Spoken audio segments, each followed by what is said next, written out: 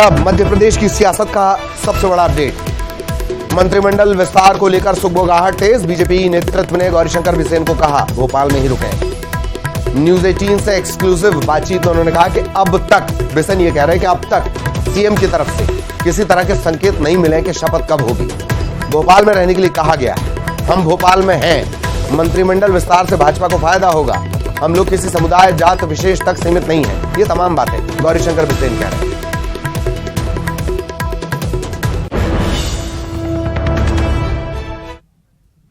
कद्दावर हमारे नेता हैं, उनका मंत्रिपरिषद में स्थान चर्चा में है। मेरा नाम भी मैंने अखबारों में पढ़ा कि मुझे भी कद्दावर नेता गौरीशंकर बिसेन हमारे साथ हैं। मध्य प्रदेश में लगातार मंत्रिमंडल के विस्तार को लेकर अटकलें चल रही हैं। सर, मंत्रिमंडल को लेकर कोई सूचना आपको मिली अभी? मंत्रिमंडल का विस्तार होना लगभग तय है, लेकिन माननीय मुख्यमंत्री जी की तरफ से अभी तक ये संकेत नहीं मिले कि शपथ कब होनी है। हमें भोपाल में रहने को कहा गया है, हम भोपाल में हैं। जी सर, कब तक हो सकता है सर? जैसा आपके पास प्रश्न है उसी तरह का प्रश्न मेरे सामने, जब होगा तो आप सामने स्थिति अपने सामने आ जाएगी। सर, मध्य प्रदेश में हाल ही में विधानसभा के चुनाव भी होने अब ज्यादा समय नहीं रह गया है। ऐसे में अगर मंत्रिमंडल का विस्तार अभी होता है तो इससे बीजेपी को फायदा होगा? बीजेपी को फायदा होगा और हम लोग किसी समुदाय विशेष तक जात विशेष तक सीमित नहीं है। माननीय राजेंद्र शुक्ल जी विंध्य के कद्दावर हमारे नेता हैं, उनका मंत्रिपरिषद में स्थान चर्चा में है। मेरा नाम भी मैंने अखबारों में पढ़ा कि मुझे भी मंत्रिपरिषद की शपथ दिलाई जा रही, तो हम और बाकी और भाई लोग और आएंगे। और मुझे लगता है कि पार्टी नेतृत्व ने जो निर्णय लिया है वो पार्टी हित को सर्वोपरि रख करके लिया है। सर, कल भी देर रात तक बैठक चलती रही, उसके बारे में कुछ जानकारी आपको मिली? नहीं जानकारी, हमारा विषय नहीं, हमारे शीर्ष नेतृत्व का विषय। सर, मंत्रिमंडल का विस्तार होता है, आपको जगह मिलती है, तो प्राथमिकता क्या रहेगी सर? देखिए, हमारे सामने 40 दिन लगभग हैं। 4 अक्टूबर को वोटर लिस्ट का अंतिम प्रकाशन है, उसके बाद कभी भी चुनाव की अधिसूचना जारी हो सकती है। इस 40 दिन में जितना अधिक हो सके हम प्रवास करेंगे और माननीय मुख्यमंत्री शिवराज सिंह चौहान जी की कल्याणकारी योजनाओं को जन जन तक पहुंचाएंगे और भारतीय जनता पार्टी के समर्थन में एक अच्छा वातावरण बना करके पुनः मध्य प्रदेश में बीजेपी की सरकार बने, जिससे कि जन कल्याण के काम और राज्य का चहुमुखी विकास हो सके। उस संकल्प को पूरा करने के लिए पूरे समर्पित भाव से काम करें। सर, क्या देरी किस वजह से हो रही है? इसको लेकर कुछ नामों को लेकर असमंजस की स्थिति है? नहीं, इसके मुझे कोई जानकारी नहीं। ठीक, तो मध्य प्रदेश सरकार के मंत्रिमंडल विस्तार को लेकर तमाम जो चर्चाएं चल रही हैं उसको लेकर गौरीशंकर बिसेन हमारे साथ थे, बातचीत कर रहे थे और उन्होंने कहा है कि मंत्रिमंडल विस्तार जो है वो कभी भी हो सकता है और उनको भोपाल में रहने के लिए कहा गया है। ये एक बड़ी बात है। कहीं ना कहीं अगर भोपाल में रहने के लिए कहा गया है तो संभवतः ये माना जा सकता है कि शपथ ग्रहण समारोह जब होता है मंत्रिमंडल के विस्तार के बाद तो उसके लिए रुकने के लिए कहा हो, लेकिन अभी इसमें कितना समय और लगेगा। सहयोगी वासु इस वक्त हमारे साथ जुड़े हुए हैं, सीधा वासु के पास आपको लिए चलेंगे। वासु, आपने बहुत सारे सवाल पूछे, हर तरह से आपने पूछा और उन्होंने कह दिया जो तेरा हाल है वो मेरा हाल है। पर वासु, इतना तय है कि बिसेन का नाम तय है, महाकौशल चुनौती है और मंत्रिमंडल विस्तार जल्द होगा, इसमें कोई संशय नहीं है। वासु, निश्चित तौर पर ललित जी, देखिए, मंत्रिमंडल विस्तार होना तय है, इस बात के साफ संकेत गौरीशंकर बिसेन ने अभी थोड़ी देर पहले ही हमसे खास बातचीत में दे दिए। हालांकि उन्होंने ये जरूर कहा कि उन्हें भोपाल में रहने के लिए कहा गया है और इससे साफ तौर पर यही जाहिर होता है कि भोपाल में रोका गया है, यानी कि मंत्रिमंडल का विस्तार होगा और उसके बाद शपथ ग्रहण समारोह होगा। हालांकि शपथ ग्रहण समारोह को लेकर अभी सीएम की ओर से कोई संकेत उन्हें नहीं मिले हैं, ये भी उन्होंने स्पष्ट रूप से बता दिया है और उन्होंने साफ तौर पर यह भी कहा कि मंत्रिमंडल का अगर विस्तार होता है तो आने वाले चुनावों में बीजेपी को फायदा होगा और बहुत सोच समझ के पार्टी आलाकमान ने ये निर्णय लिया है। आप बिल्कुल ठीक कह रहे हैं, महाकौशल और विंध्य दोनों ही बीजेपी के लिए एक बड़ी चुनौती है। इसलिए सबसे प्रमुख जो नाम सामने आ रहे हैं वो राजेंद्र शुक्ल जो विंध्य से आते हैं और गौरीशंकर बिसेन जो महाकौशल से आते हैं, उनका नाम इसमें सामने यहां पर आ रहा है। और इसके अलावा क्षेत्रीय समीकरण तो अपनी है ही, लेकिन जातीय समीकरण भी बेहद महत्वपूर्ण है। इसलिए ये दो नामों की जो है वो खुलकर चर्चा है, लेकिन इसके अलावा दो नाम और शामिल इस मंत्रिमंडल विस्तार में किए जाने, इस तरीके की जो खबरें वो निकलकर सामने आ रही है। पर इन 2+2 गौरीशंकर बिसेन और राजेंद्र शुक्ल +2 कौन होंगे, उनको लेकर यहाँ पे थोड़ी सी संशय की स्थिति जो है वो बनी हुई है। राहुल लोधी का नाम सामने आता है, जालम सिंह पटेल का नाम सामने आता है, क्योंकि ये दोनों ही नेता ओबीसी वर्ग से आने वाले हैं और इनको अगर कैबिनेट में जगह मिलती है तो ओबीसी वर्ग को साधने की सरकार की कवायद होगी। लेकिन फिलहाल इन नामों पर से अभी से थोड़ा सा जो सस्पेंस है, जो असमंजस की स्थिति है वो बनी हुई है। देखना होगा कि ये कब तक और आने वाले समय में स्पष्ट ये स्थिति होती है, क्योंकि लगातार मंथन चलता रहा। कल देर रात तक बीजेपी के तमाम बड़े नेता जुटे रहे, चाहे मुख्यमंत्री शिवराज सिंह चौहान हो या फिर संगठन के प्रदेश अध्यक्ष वी डी शर्मा हो, आनंद शर्मा हो, ये सारे लोगों ने मिलकर मंथन किया है। और अब आलाकमान के को डिसाइड करना होगा। जहां तक मुझे लगता है जो 4-5 नामों का पैनल भोपाल से गया होगा, उस पर आलाकमान की अगर अंतिम मुहर लग जाती है तो जल्द ही मंत्रिमंडल के विस्तार की जो खबर है वो सामने आ जाएगी। जी लेकिन ये दरअसल जिस बात की तरफ आप इशारा कर रहे हैं वासु की, उतना भी आसान नहीं।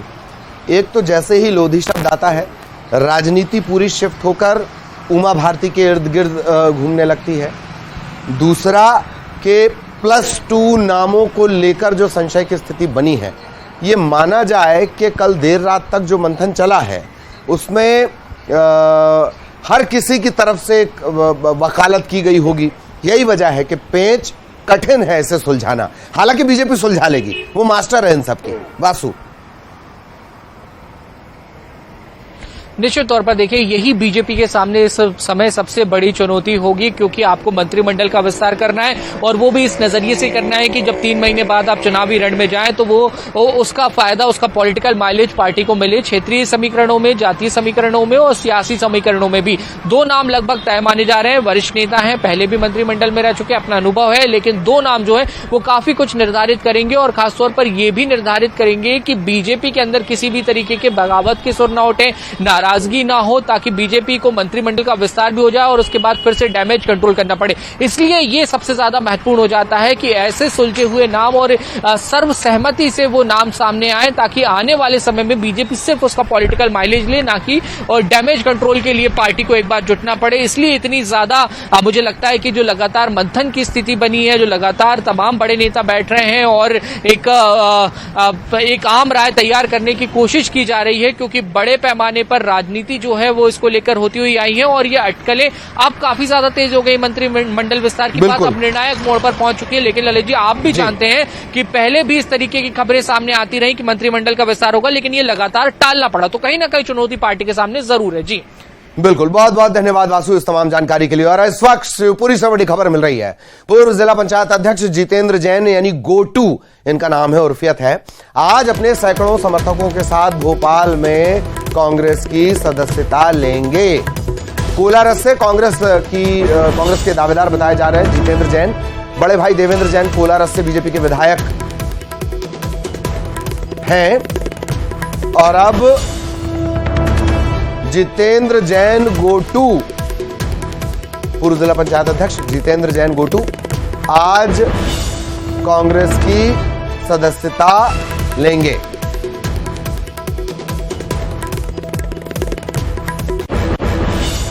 बड़ी खबर निवाड़ी से, बीजेपी की पूर्व नेता रोशनी यादव कांग्रेस की सदस्यता लेने के लिए देर रात भोपाल रवाना हो गई हैं। तकरीबन 700 समर्थकों के साथ वो कांग्रेस में शामिल होंगी।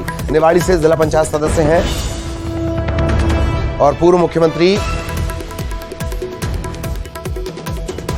रामनरेश यादव की बहू है रोशनी यादव।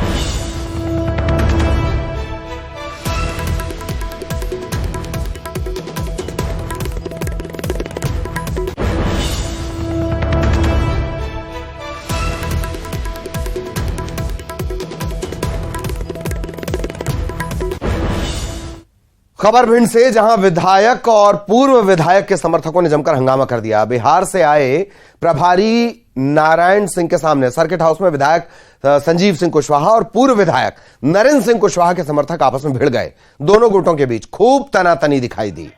दोनों गुट थाने तक पहुंच गए। दोनों पक्षों की तरफ से देहात थाने में शिकायत दर्ज करवाई गई है।